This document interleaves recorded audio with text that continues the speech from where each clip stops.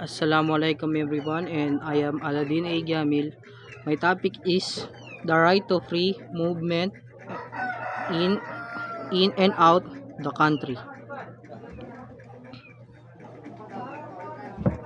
So the right to free movement, the right to free movement encompassing the ability to travel freely within the outside one's country is a complex issue with significant implications for individual liberties, national security, and international relations. This report will examine the multifaceted nature of this right, considering these legal basis, limitations, and practical challenges. So, ang karapatan sa malayang paggalaw ay tumutukoy sa kakayahang maglakbay ng walang hadlang sa loob at labas ng sariling bansa.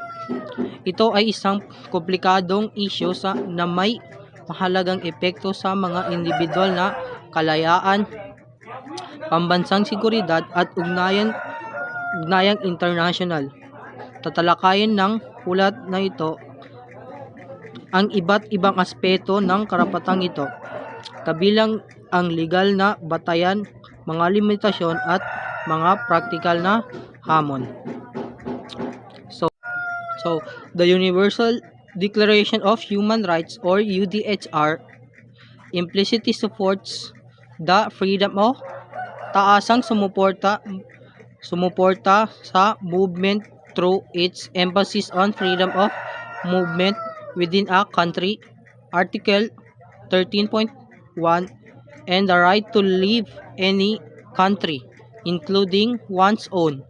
So, Article 13.2, these provisions, while not legally binding in themselves, or habang hindi legal na nagbubuklod sa kabilang sarili.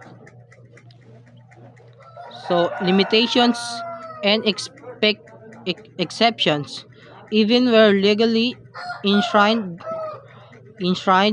the right to free movement is not absolute. So states retain the power to restrict movement for legitimate reasons, such as sa national security.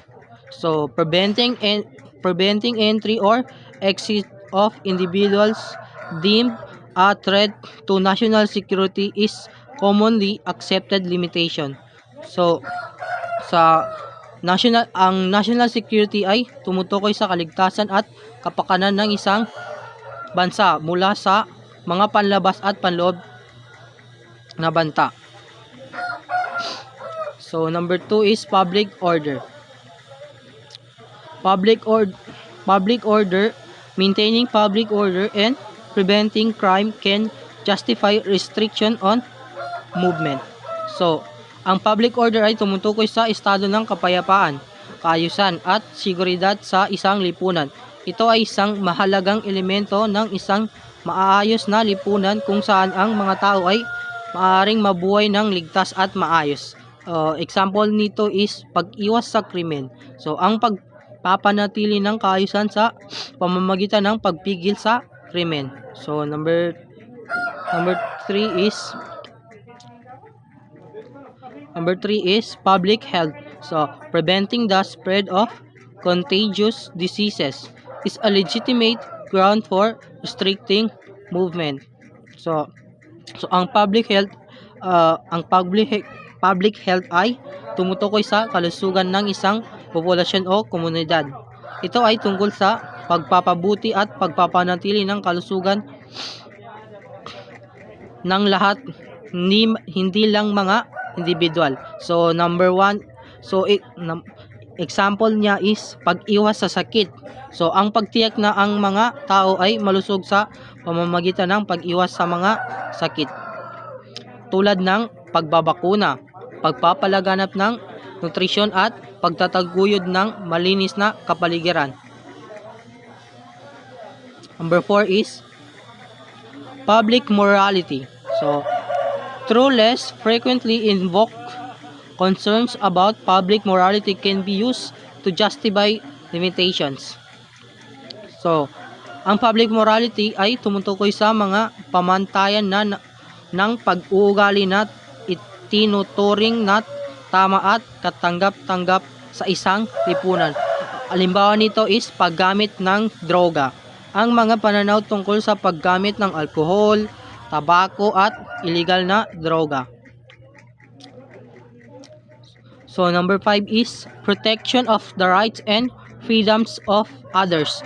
So restrictions may be imposed to protect the rights and freedoms of others, such as preventing human trafficking or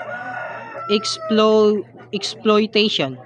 So number 5 naman is ang protection of the rights and freedoms of others ay tumutukoy sa ideya na ang bawat tao ay may karapatan na mabuhay ng malaya at ligtas. At ang mga karapatan na ito ay dapat protektahan mula sa pang-aabuso ng iba. Ito ay isang mahalagang prinsipyo sa isang maayos at mapayapang lipunan. Halimbawa nito is karapatan sa buhay. So, ang bawat tao ay may karapatan na mabuhay ng ligtas at hindi mapapatay ng iba. So, yun lang po. Salamat.